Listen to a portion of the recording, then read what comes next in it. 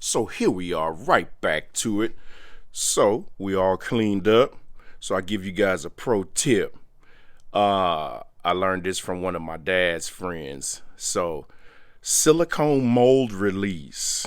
So after you wash your engine bay, you give it a light coat of silicone mold release. So what that does is it doesn't allow the dirt to stick. So the next time you go to wash, all you do, spray with some simple green and rinse. Spray the whole engine bay. You don't need to coat it or nothing. That, believe it or not, that's just a real light coating. So then here we got our ported lower. I did that, 2023?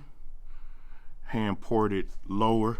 So for any of you VQ guys, if you want your lower ported and your upper, so I'm working on a new upper for this engine, and then I got a Kinetics top half. So there it is.